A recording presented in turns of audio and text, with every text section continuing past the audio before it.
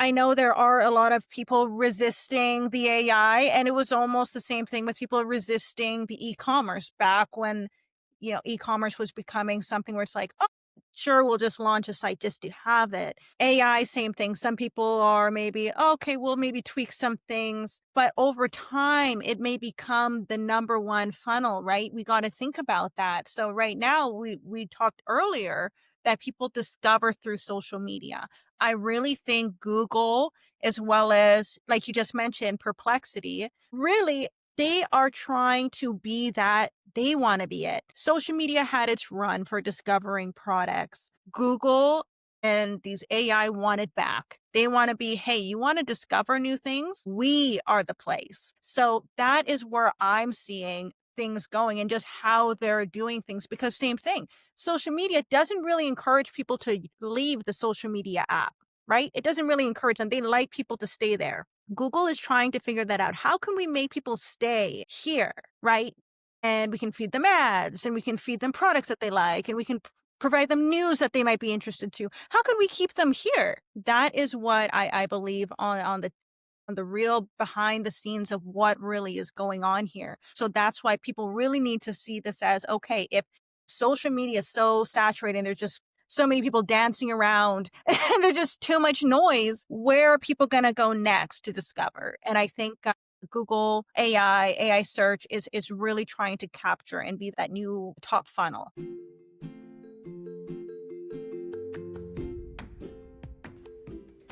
Welcome to Chase Your Dreams, a podcast for fashion entrepreneurs who want to build a purposeful and profitable clothing business so they can make a living doing what they love.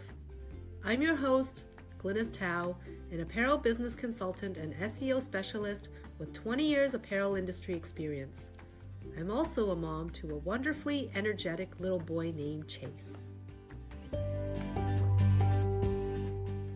Today's guest is Jeanel Alvarado, a visionary leader in media and retail, and the founder and CEO of RETAILBOSS, a platform she launched in 2011. With over 15 years in the retail industry, Jeanel has grown RETAILBOSS from a blog into an internationally recognized retail publication and consulting firm trusted by professionals around the world. She's also the founder and head of marketing at Stylebuy, a B2B wholesale platform and fashion label offering women's, men's, kidswear, and lifestyle products.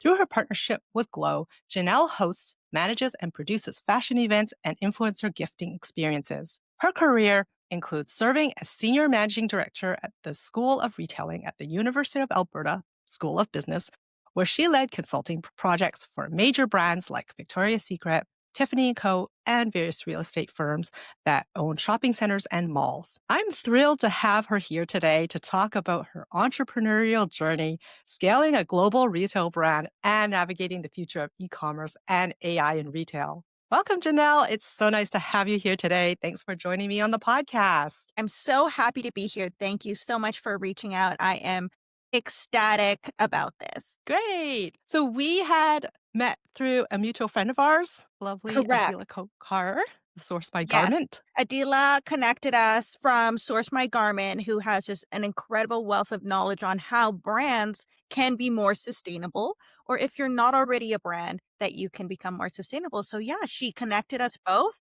and I'm super glad that she did. Yeah. And I interviewed Adila on this podcast as well a few years ago during COVID. So she offered some really great advice. But I'm actually surprised that our paths didn't cross sooner. And we share a common thread, having worked in the Canadian fashion industry for so long. I'm based in Vancouver. I lived in Toronto for 15 years. And you are currently based in Edmonton, right? Yes, Edmonton, Alberta. Yeah. I've been to Edmonton several times for trade shows and conventions. It's a great city. A lot of good food there, actually. Yeah, we have a pretty good foodie scene, especially in the summertime. We have a lot of events like Taste of Edmonton, as well as Heritage Days. But yeah, Toronto's known for having some really good restaurants, though, top of the chain. So I feel like I've been meeting people who I swear are living parallel lives. My last interview was with Laura Jean Bernhardson, who owned 3 fashion retail stores in Toronto. And she spoke about building a fashion retail business with heart and strategy. And I think your journey has a lot of parallels, especially when it comes to adapting, scaling in a changing retail market. I know. Changing almost too much. I mean, I can't think of any other industry other than retail that has been just flipped over, slam dunked so many times over this last decade here. It has been a crazy whirlwind of events. Yeah, so much. And, she started her business in the 90s and went up to I think she closed her store in Kensington Market and Queen Street around 2022 due to pandemic. But she was saying how, in those early days before internet, she had to call her customers and tell them about new products and sales and stuff like that. So she's been through like two decades in retail, so it's just amazing all the changes that have happened. But you've built a successful career as a marketer, retail strategist. Can you tell us about your background and what inspired you to start your first business? Yeah, so my background was blogging to start. So I always had an interest in fashion. I went right after high school to university, and the goal was to become a fashion designer. Right at the time, I was 17 years old. I got into school, and then within the first year, I realized no, sewing is not made for me. And what was also interesting is although I wasn't taking any sort of business specific courses, we were having to take economic courses because I was at the University of Alberta. So we did have to, in our first year, also along with fashion design classes, have to take some economic 101, 102. And that's when I learned a lot more about supply and demand, how the economy works, and how much we rely on so many external factors as to the retail industry or how consumers behave and shop. And that got me really interested in the business side. And then from there, I pretty much pivoted into business. And yeah, I ended up finishing, well, I have a BCom in marketing. And then I also have a certificate in real estate, both from the U of A. And when I was there doing the real estate, it was focused mainly on commercial. So shopping centers, strip malls, all that good stuff when it comes to securing a store in physical retail. And so, how did your background and early career experiences shape the vision for Retail Boss and your other ventures? Yeah, so I had while I was actually just finishing up that degree, I launched Stylebuy. So I was already trying to do a lot more with e-commerce because we had actually gone to Toronto and we were at the Shopify head offices back when the stock price was in the 40s, right? A good time to buy. And we were there. We were there in the Shopify. Yeah. And you know what's funny? When I was there in the head Missed out on that. yeah, our tour person was like, "Hey, buy some Shopify stock," and I'm like, "Oh, okay." I'm still here in school. And, yeah, that's kinda what opened my eyes to, okay, e-commerce, learned a bit what Shopify was. This was in the early days, so this is in 2015, 2016. And, yeah, so Stylebuy was launched using Shopify back when I was in university. And so, yeah, that's just kind of how my journey started. Prior to that, I was already blogging.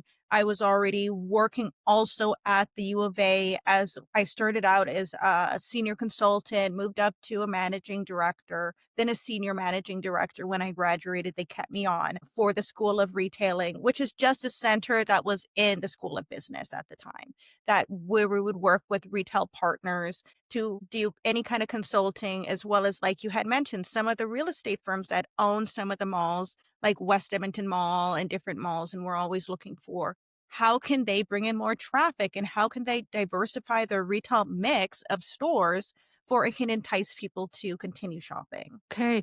And in those early days, what problem were you most determined to solve in the retail industry? Yeah, I would say during that time, things were just becoming digital.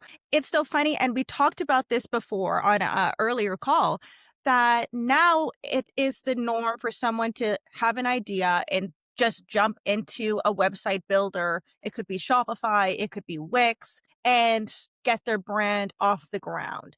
When back in 2015, 2016, almost 10 years ago, this was not the norm. If you had an idea, you would look for a consultant or someone, right, like myself, to help you along that journey. And so during that time, we were actually just in the infancy of figuring out how can these physical retailers also have an online presence. So we were mainly focused on that omni-channel, seeing e-commerce as just an extension of the store, similar to how the stores were just seeing social media as an extension, right? Not the main drivers. But now fast forward 10 years later, e-commerce is the main driver. Social media is the main driver. And, it's the store that almost takes the back seat. So what were some of the biggest challenges that you faced in getting your business off the ground in the beginning? Yeah, I would say in the very beginning, especially like I'm saying, Shopify only had a few tools at the time. The pro was that the pricing of the plans were a lot cheaper than they are today. Yeah. I mean, the prices on Shopify have gone way up from when I had first signed up. The challenge was learning how does this work? I mean, it's one thing to have a website builder, and it's another thing similar to what Shopify in WooCommerce, which has that whole back end, right? Which is for inventory management, analytics. So I would say it was understanding and learning this new e-commerce world. So yeah, great, we have traffic, but only half are buying. Why? Right. So figuring out and then what tools or apps can we add to fix this? Is it a communication? Is it that we don't have good photos? Is it the pricing? Is it that at checkout there's something happening there or we're not, we don't have an abandoned email, right, going out to kind of get that customer back. So I think the main challenge wasn't just launching because I think back then for me, that was still easy. It was easy for me to get up there and do it, but it was that maintenance on, okay, how do I utilize all this data back here? What's bounce rate? It's just learning the whole new jargon of e-commerce that took the longest. Yeah. And so it was really that time period, I would say in the mid 2000s, no, 2010s, right? I guess when e-com Yeah. started to take off. I And think it was already taking off, but Shopify made yeah, it where you could do it. You yes. yourself, a one-man team that you could do it. So e-commerce definitely was already becoming a thing, but also like so many stores hadn't like we're talking about big name stores still didn't have a robust e-commerce site where you could order or buy. Still wasn't the norm. And so is there one e-com platform that you prefer over others? Yeah, Um, so I think buy or I think it really depends. There's so many in the market right now. I mean, with all this AI technology, there's places where you can just have AI make your whole site, even select what product you should sell to what market. So there's so much out there. I mean, I think Shopify was definitely the pioneer of the DIY, do it yourself.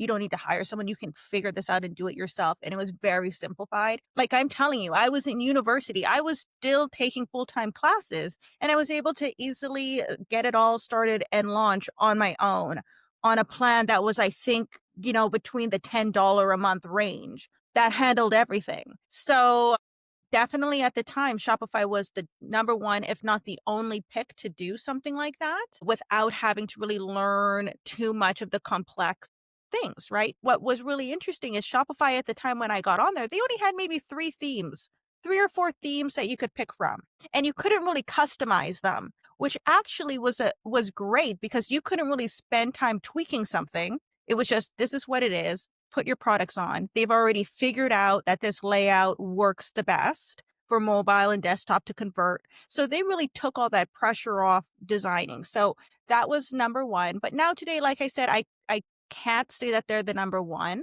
There's so many other platforms that would provide more customization. So that where it could be WooCommerce would probably be one of them, which is like part of WordPress or one of the backend for WordPress. And you can completely customize. And the same thing, they got apps, but that takes a bigger learning curve there, I think. But yeah, I think there's just so many things out there. But yeah, Shopify is definitely way more expensive now than it was back when I was on there. Yeah. they're now maybe a couple $100 a month. I think, They for their are basic plan or actually more expensive. Like, I yeah, still have my invoices from back then, and even apps were way cheaper. I think some apps that I had were maybe $2 a month. Now an app usually is 29 a month. yeah, yeah, Yeah, and then back then also it was in Canadian dollars. I think Shopify now, everything's in USD dollars. I'm not sure how they do it or they tell you in USD and now you can pay in Canadian. But again, it's just substantially more expensive. And I couldn't tell you that really it's any better than what it was 10 years ago. It was so simplified, get on there, get out. Now I think it's a little bit more complex. You got so many options, so many apps. I'm not sure, but again, maybe that's just their strategy to have you have 20 apps plus the plan, and then that's what, 300, 400 a month. yeah. Shopify definitely changed the game for e-com. I had my online e-commerce store before Shopify even existed. I think I had CS cart or something. It wasn't that great. Yes, I know, Shopify would have made my life a lot easier if it was available at that time. absolutely. Yeah, it was definitely a game changer, and like I said, they pioneered it, and I'll definitely give them that. Yeah. And so, how have you seen the retail marketing landscape change since you started, and how have you adapted or even have seen your clients adapt? Yeah, I would say huge, huge. It's just not something that is even negotiable to have you if you're launching a brand. Now it's like website first. I mean, store location is like last, if even on their radar for starting a brand or selling products at all. So that's a huge change. Back then, the only, clients that particularly we had were people who already had physical stores or boutiques, right? So they already had a physical presence or they were selling in retailers, right? And their main website was primarily just for those wholesale customers. So it was more like you can log in once you're a customer. Yeah, right. So the brands didn't really have even their own sites. And so yeah, now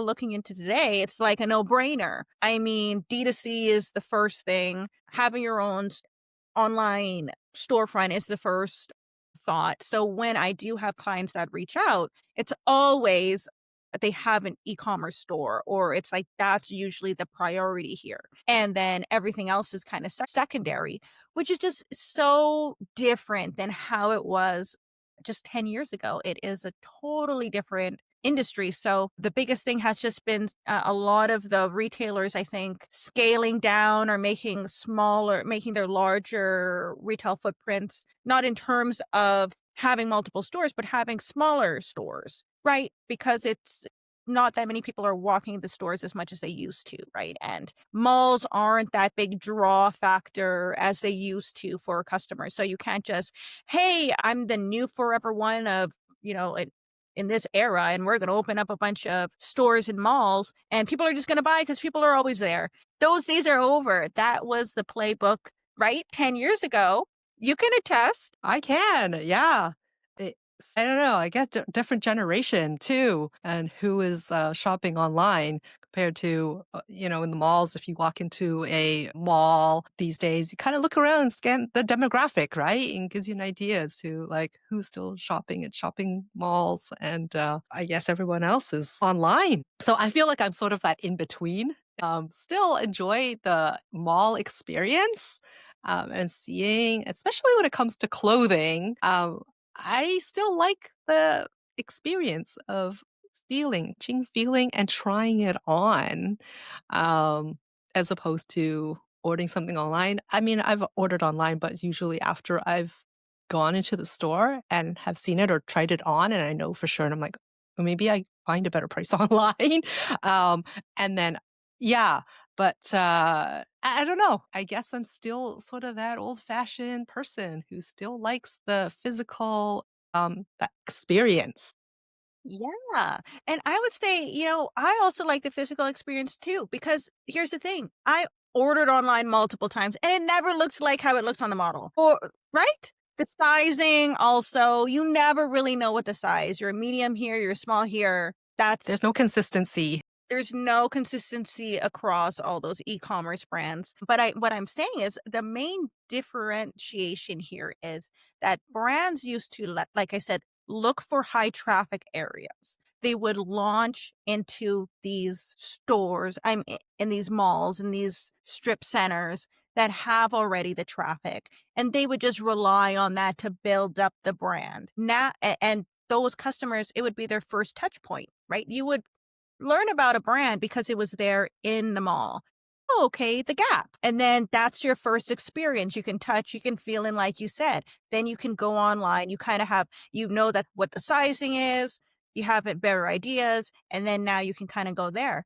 But now today, that it's almost like reversed. A lot of these Gen Z or these younger people, they're finding out about these brands first through social media, right? Social media is number one for that kind of first touch point for a lot of this next generation. And then also myself now, right? So you learn about so many new brands through social media, and then your next touch point is their website.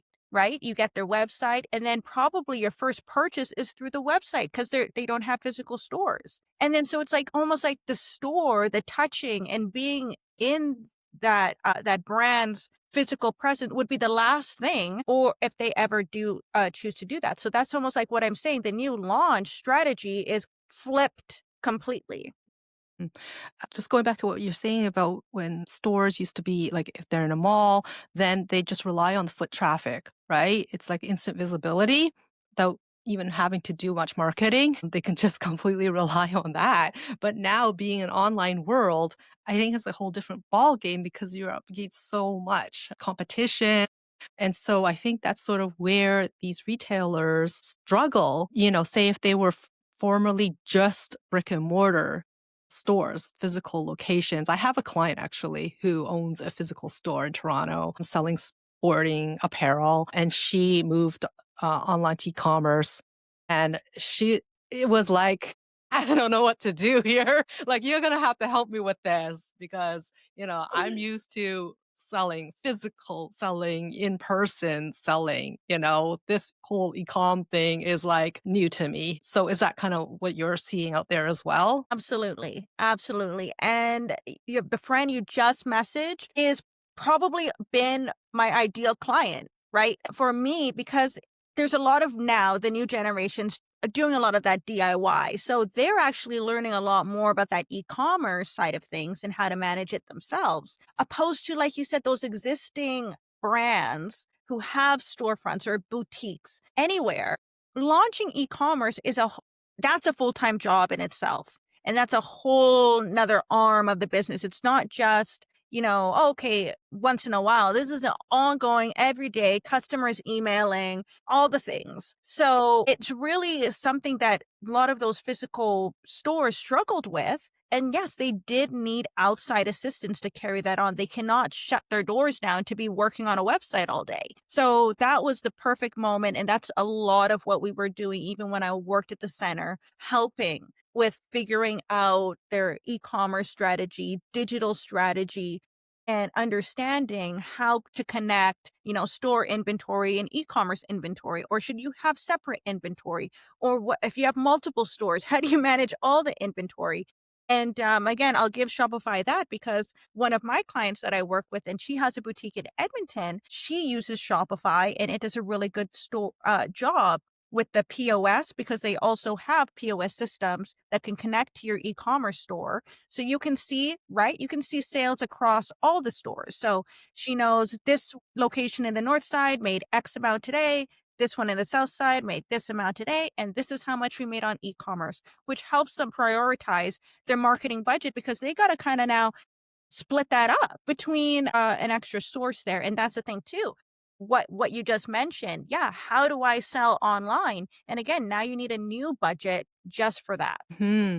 Yeah, so for this particular client, they are using Shopify as their POS. So I can see on the back end analytics, their POS sales from the store and their e-com sales. And when she reached out to me, she was like, my goal is to increase e-com sales, increase my online sales. I got this retail business down, right? Like, so how do I increase my e-com side of the business? And I'm like, you know what? This is a huge opportunity here for you because like with your physical store, you're serving the local GTA Toronto market, right? And she built up a name for herself and people know about her. It's go-to for the sportswear apparel. But I'm like, but with the e-com store, you have this opportunity to appeal to serve so many other people like across the country, in the States. Like, she gets customers buying from the U. Just this is huge. This is huge. So this kind of like, I think now more and more retailers are beginning to understand that and realize just like how important this e-com, like DTC side is of their businesses. But I think they still need help with it. Absolutely. They need help. It's a new, either they gotta outsource it or they need to hire an in-house team for it. It's like we just chatted about. It's no longer just something to pass time, to just, put up a little flyer now and then. That's not what the website is anymore, or Yeah, catalog. exactly. Or the thought of like, if we build it, they will come. If you just launch their They're not coming. site that, magically the customers will just appear. Yeah, no, unfortunately not. Yeah, so no, No. it's definitely something that is a whole, and I think we're still at the beginning of even like jobs, because it's funny because I'll be out here and I think right now it's been a good time for people like us to get a lot of new clients because it's still not something that's really taught in school. So it's not like every year there's an influx of people who are master e-commerce or SEO experts like yourself. It's not taught, right?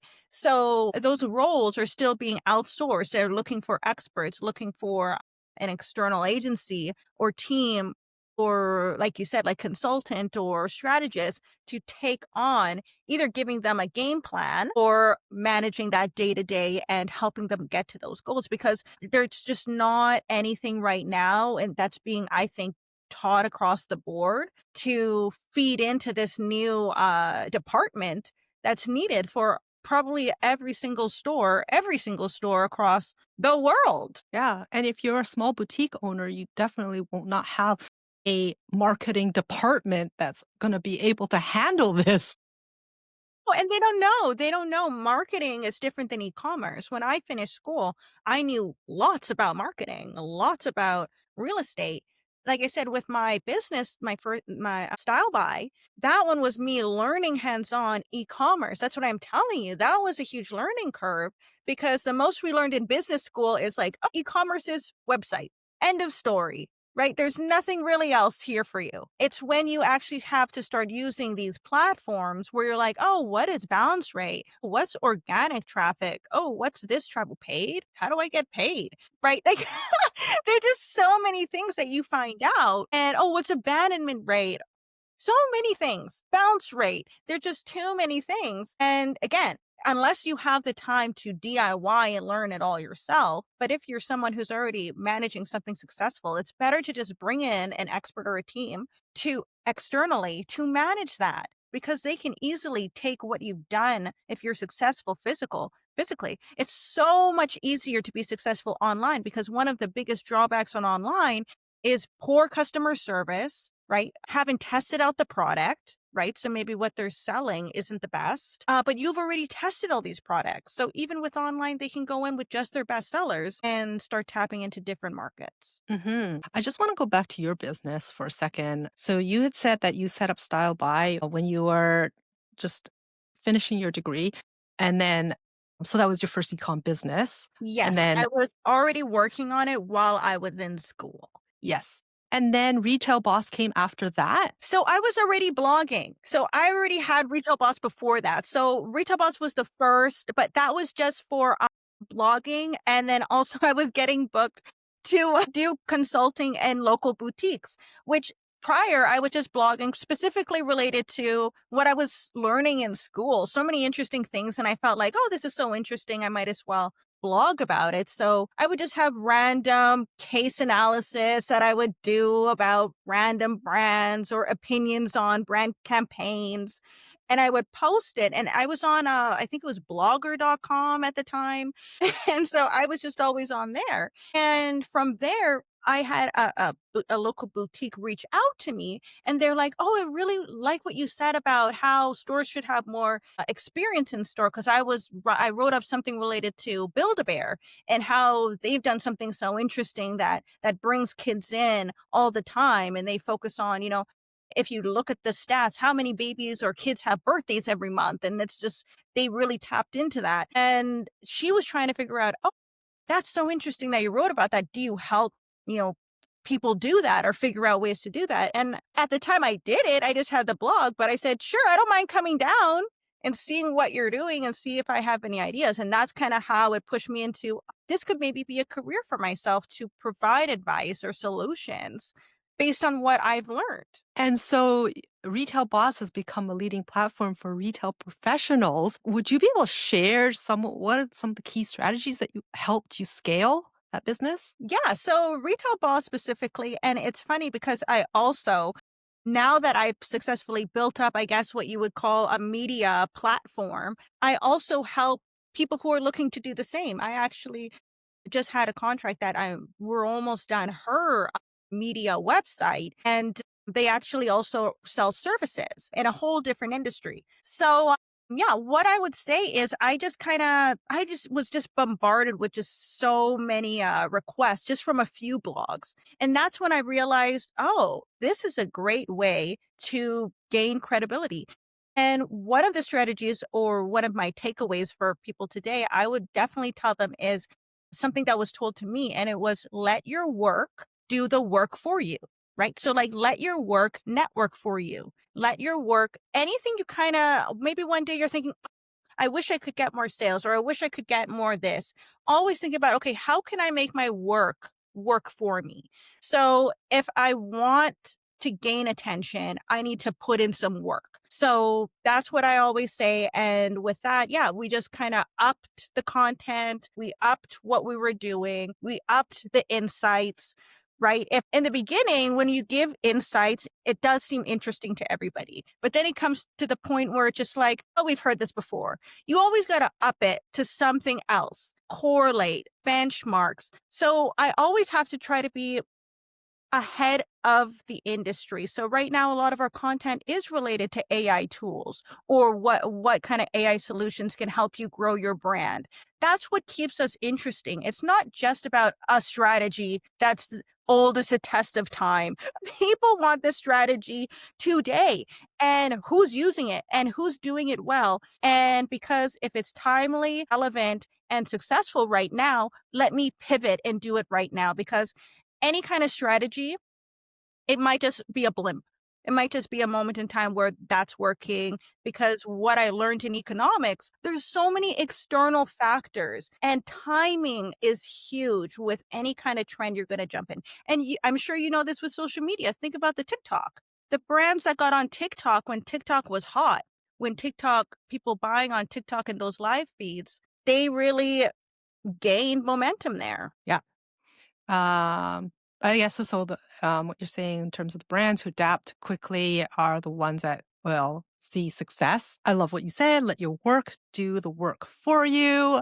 Yes, let That's your a work do the really don't be out there trying to convince anyone. Do the work. If you say, "Hey, it could be anything. I do SEO really well." Okay, well, show me something that you do on a constant basis that's working. Okay, for me, I could be like, yeah, well, I have scaled a publication that gets between 40 to 100,000 visitors, a month.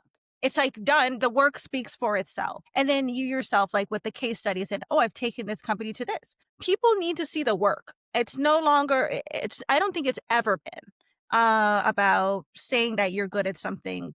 People see you're good at it, that's when they contact you. hmm Yeah, I think it's about building the credibility and trust Yes. for your brand. And this really leads into this next hot topic discussion. So you had wrote a blog about Google's new AI powered shopping tools. What do you see as the biggest implications for our e-commerce brands? Yes, so many things. And we talked about this on an earlier call as well. And my main takeaway, because I just love giving just main takeaways, right? People can just write it down, is that the search, Google search, and just the behavior of how customers search is changing.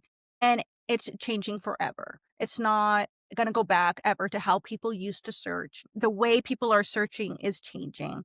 And especially in particular here, what we're talking about is searching for products. All right. So before people would search online, again, a lot of the times when people would search, it was very brand heavy. Those days are over because people are open to discovering new brands online. So that's a pro. That's a good thing. So before, people would have really searched like, pink shirts, like things like that. But people now are searching very specific long tail keywords, things like cotton, sustainable, brand, eco-friendly, or 100% cotton, eco-friendly. That people are writing, getting very long with what they're searching instead of just Gap sweatshirt.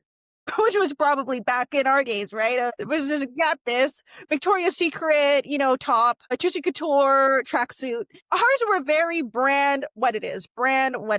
This new generation is looking, they're discoverers. They don't really put brand this. If they did, they would just search the brand or go to their social media and click the link. So I think that's something that's really interesting. So even with putting out what your product is, you want to be as descriptive as possible. I think that's a huge thing. And we were chatting about even eco brands being very specific. If it is 100% cotton, you have to have, maybe even logos or photos or like have something more that encompasses that, whether somebody searches and then clicks images and then an image of that and it says 100% cotton is part of the image. So you're going to want to get more descriptive with even photos. You're going to want to have more things next to that photo. And that needs to be and that would rank higher because people are looking and discovering and they want something specific. And if they land on you, they're most likely to buy because they already Mhm. put in exactly what they want and you were recommended. So I think that's one good takeaway. And the other thing I talked about was that, what, your e-commerce store may not be as important as it was before, right? Because Google is now encouraging when they will give that recommendation, they want you to appear in the shopping section. So they want to pull that product, right? So that same example, searching for a cotton, 100% cotton, eco-friendly, sustainable brand, UK based, who knows what long thing they send, want them to click shopping and have those products there to select from. And right through there, they call it agentic, I believe, checkout, where they want you to just do your whole checkout process right there through Google. So that means the customer never goes to your site. And I truly believe that's based on what I mentioned earlier. It's just the way that customers are searching today. So people are searching to discover something new. And Google wants to provide them that because they're not really too focused on the brand name as much as they were in the past.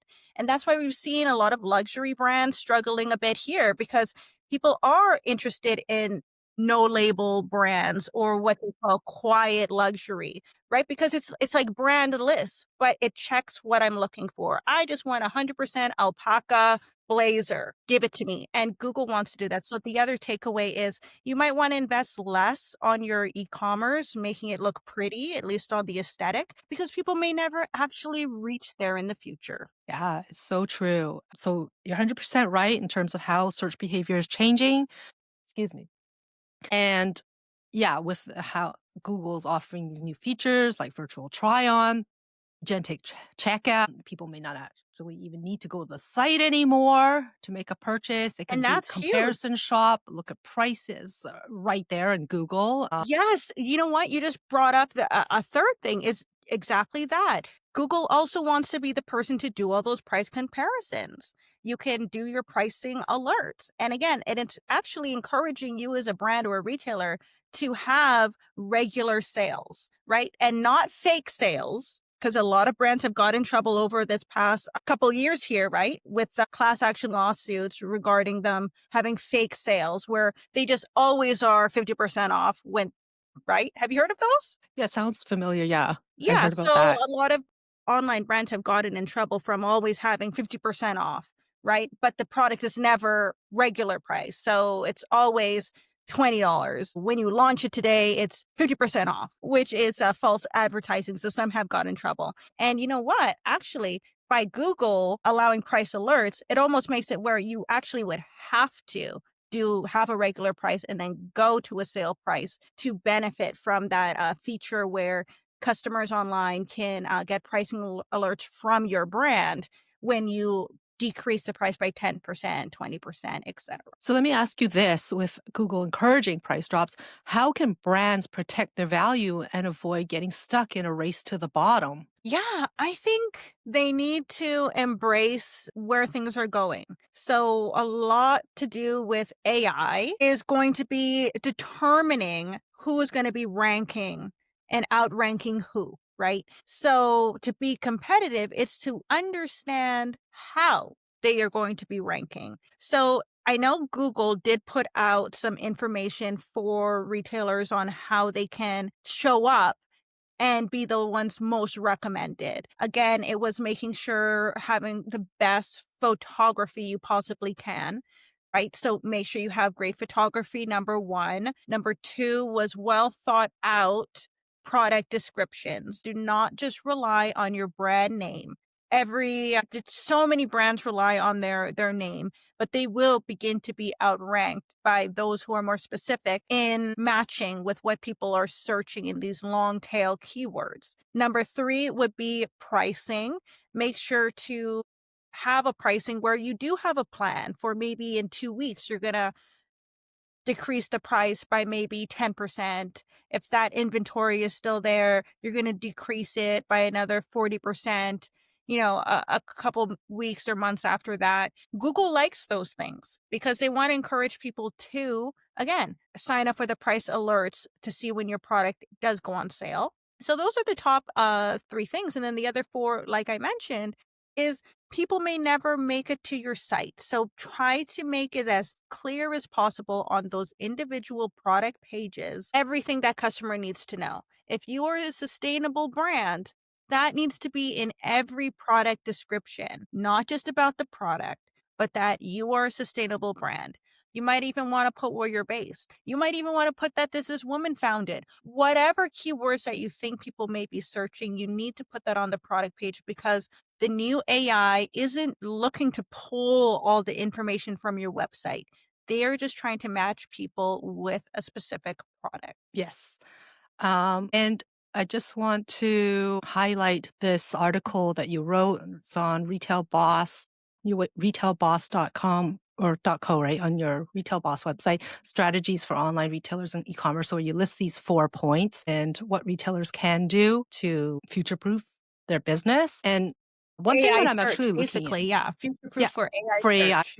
AI search, AI shopping. One thing I'm actually looking into incorporating within my SEO strategy is optimizing for Google Merchant Center and organic shopping. Yes.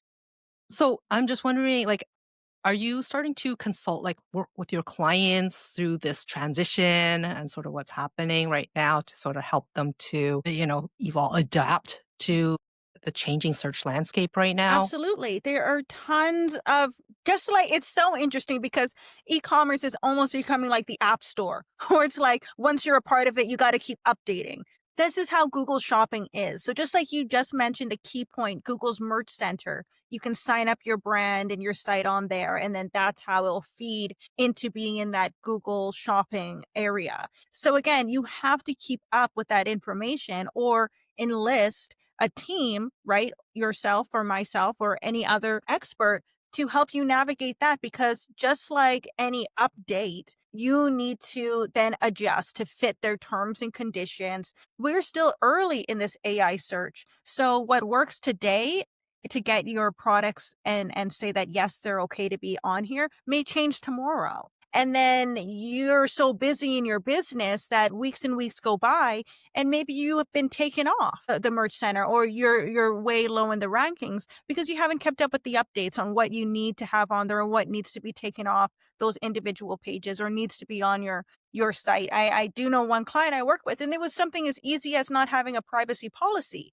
why their site wasn't showing up, right? Because there's certain things that you need to have on your site to be pulled up in these listings. Exactly. I think it's the eligibility factors and what Google looks for to the requirements to make sure that you're eligible to firstly, have your products listed in the Google Shopping, but also making sure that your product titles and descriptions are also up to date. Like you said, also mentioning, if you're a sustainable brand, talk about it, right?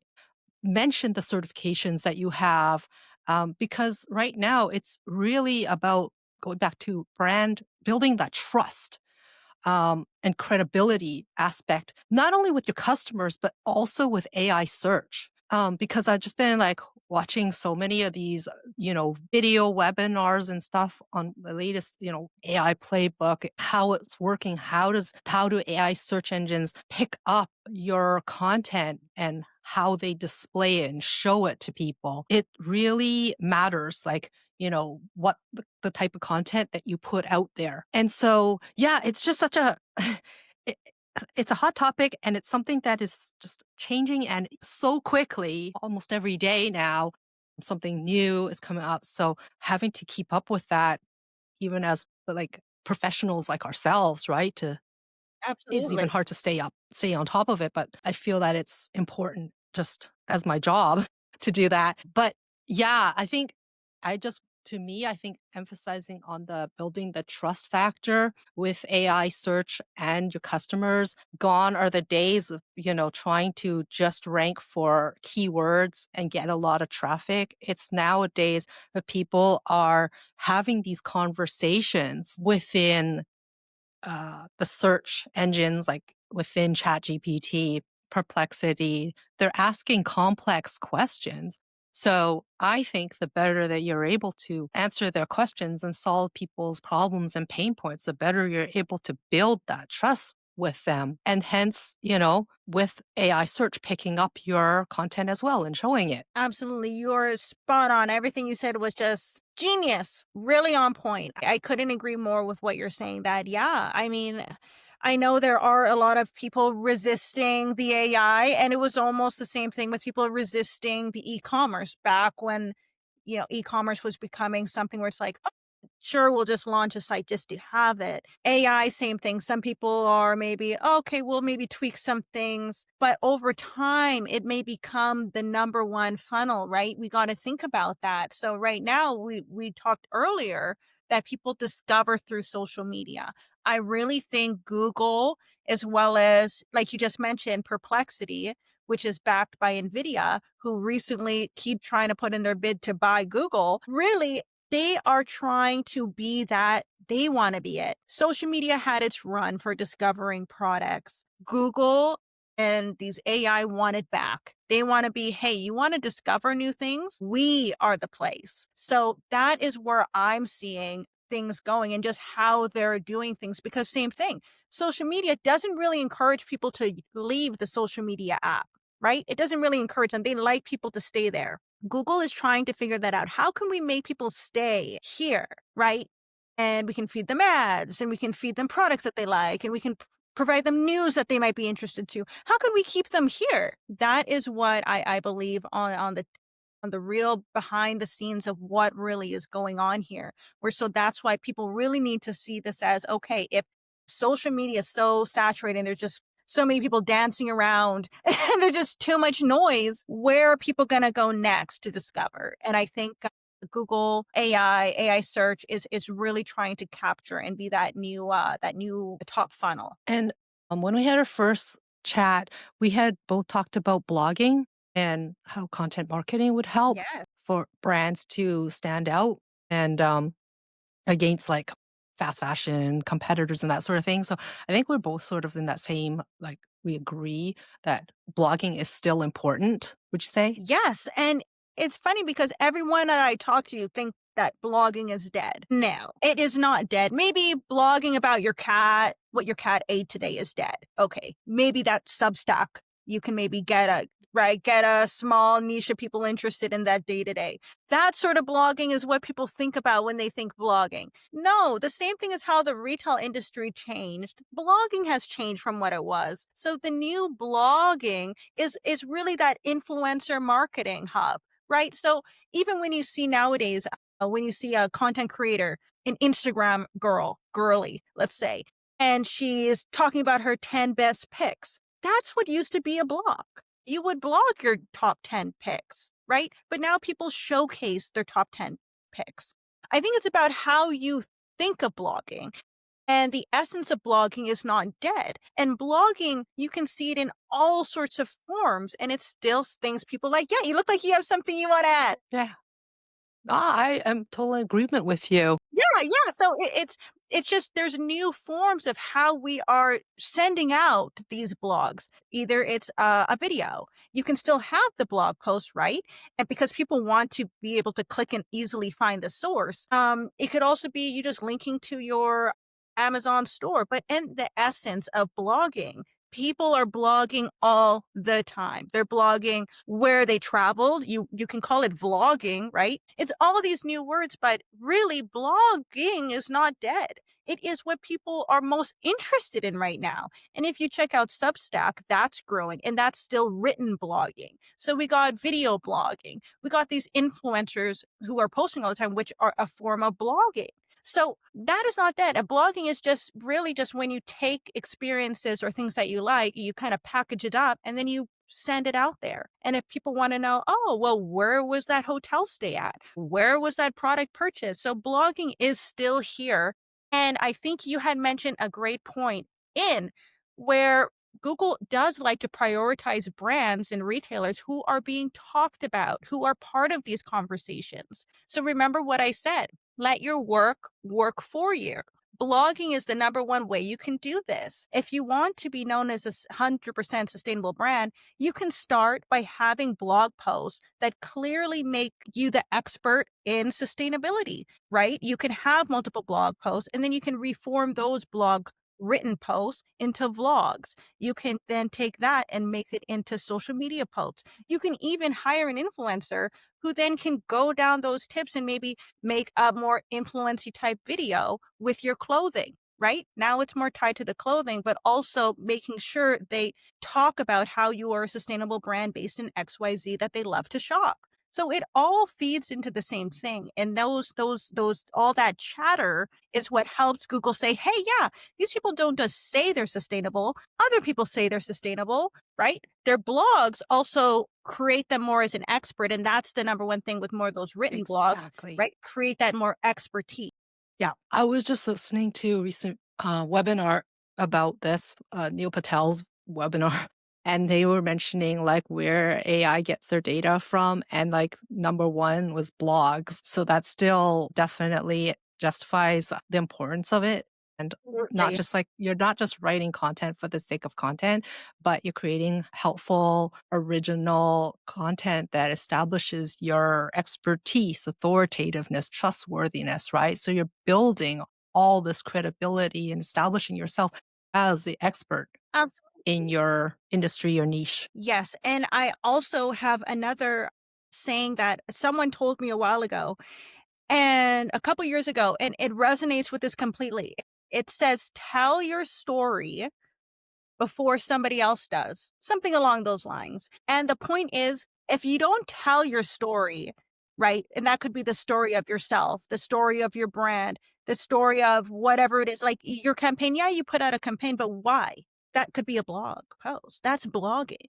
Blogging is telling, giving all the insights, right? So people need to document. It's documentation, proof, authority. So just like you're saying, and that saying is really good because it's almost like if you don't tell your story or what's behind your campaign, you leave it open to too much interpretation as to what you're trying to get at, which just doesn't work. And you're going to just end up getting probably canceled. Cancel culture is huge. But how about instead of just putting out new visuals, you have more in-depth blog, more information of what was the whole backdrop of this?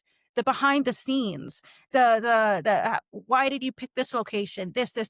All of that feeds into all that information that you're talking about, that credibility, and then you're telling the real story about your brand. Because nowadays, if people never get to your website, how are they learning about you? And you were just spot on once again. What if somebody never goes to your site, sees something on social media, and the first thing that they search in the AI search is, and this is usually something that's very high search, is like, who owns X brand? And let's say you don't even have anything about yourself. It'll just say unknown. Already they don't trust you. How about they put Yeah, you already lost. already lost? What about, what is this brand legit? How will they, what will AI pull? They have an online site, unknown. So yes, just like you say, you're going to have to feed it constantly for then when somebody searches, is this legit? They go, right, they're polling from the blog. Oh, yes, this brand was launched in this. They recently had 2 campaigns featuring this, blah, blah, blah. Their philosophy is based on XYZ. They recently did a collaboration with some non-for-profit event is actually happening next week. La la la la la la. All that information it will not have if you're not blogging. Mhm. Yeah, exactly. Everything that you just said is 100%. I totally agree with it. And this is such great advice. I think as a great takeaway for people who are listening right now, just in terms of how the content that you create will also help you with your visibility and being found, right? So definitely, blogging, we both agree that blogging is not dead. Not dead at all. It is reimagined in tons of different formats to get the same message across. Yeah. And so before we wrap up here, I just wanted to end with some advice from you. So for entrepreneurs who are listening today and want to break into retail or scale their business, what would be one or two pieces of advice you'd give them? Yeah. So one of my biggest pieces of advice would be to make sure that it's something that you can consistently do, something that you are able to do yourself. I think you got to be having that DIY mentality, at least to start. And then, of course, you can outsource, but your business will be only as good as what you know. So I do see a lot of brands or retailers kind of just jump in without really knowing much. And, maybe they pay people who know what they're doing. And then, yeah, they're up and then they're just sinking, right? It's like you got the boat in the water and then now the first tide and now you're under the water. So take the time to learn what you're getting yourself into. And every little piece of, you don't need to be the SEO expert, but you need to know the basics. You need to understand the basics. So know what you're getting yourself into, because e-commerce has so many different layers. And then same with content marketing, because there's ways you could do it wrong and you can get penalized by Google if you're just, getting on these automated, there's so many things, and we'll leave that for another day. But don't try to shortcut to start, learn the basics. And then if anything, you can then, once you have those frameworks, you can then outsource people to do it the way that you've determined would be best for your business. Because just like we talked about blogs, you yourself should figure out exactly the tone, the audience, the type of blogging you want done. You should have that kind of guideline first before you hire someone to start putting out a lot of content. So I would definitely challenge anybody to kind of just get maybe a template of each, then they can go ahead and outsource. And then the other piece of advice is be okay with pivoting. Like I said, the market is always changing. So be okay to pivot. My most recent client, just like we were just talking about, I've been helping them also with a little bit of SEO, but SEO is not the core of what I do, right? What I know, but it's a new skill in my toolbox, right? So that is something that I'm like, okay, yeah, I could definitely do some minor adjustments here and get you on the right track with your SEO a bit.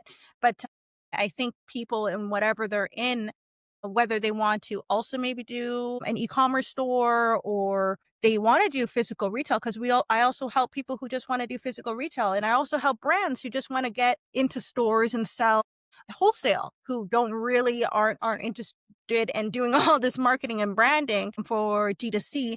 They rather do that or even try to like private label. So yeah, there's just so many different areas. Yeah, like I said, the second piece of advice there would just be able to be adaptable. You might have an idea that you go in and then it just isn't a fit. And don't keep trying to make the peg fit, right? Get a new peg, get a new idea. It's the quickest way to success. Those are wonderful, amazing advice. I love it. Is there anything that you would like to share with the audience? Like what's coming up for you? Any events that you would like to share? Or, any Yeah, other things so that you'd like to no, share we're with the just audience? partnering. We love to partner with different events. I guess if there's any people interested in beauty, we are partnering again with the Beauty Connect LA, which is happening in November for anybody who may be interested. It's an event that happens all the time. So if you miss this one, get on it for next year. And that's a great event if you are a beauty brand looking to get into beauty retailers. They have a lot of the top merchandise and buyers there. And yeah, it's just like you get a lot of great information and then also trends. And then even if you're starting out, it can be good because they have these breakout rooms and sessions that are really great to help you figure out how to take your product or launch your products successfully, either on e-commerce and then also in store. So that's something what we're doing. And then, yeah, so just keep up with us. Follow Retail Boss on across any social media platform. Find us at retailboss.co. And if you have an interesting story about your brand, feel free to reach out. And where can people find you if they want to get in touch with you? Yeah, so the best way to reach out is to send us an email if you're interested in being featured on our publication. You can reach out at media@retailboss.co. If you're interested in working with me professionally, you can just go to hello@JeanelAlvarado.com or just find me at JeanelAlvarado.com. Do keep in mind for clients right now, we do look for clients who are making over 1 million in revenue. Okay. But like I said, we also have tons of events on Retail Boss. So if you're making less than that, jump over to retailboss.co. Keep up with the news. We got so many tidbits. And yeah, that is how best to reach out and work for me. Work with me, not for me. You can work with me too. We're also looking for people to Yeah. work with us too. So yeah, if you're interested in working with us in any capacity, I'm always looking for people. Right now, we're actually looking for somebody in social media. So. Thank you so much, Jeanel, for sharing your journey and expertise with us Yes, and today. thank you so much for having me.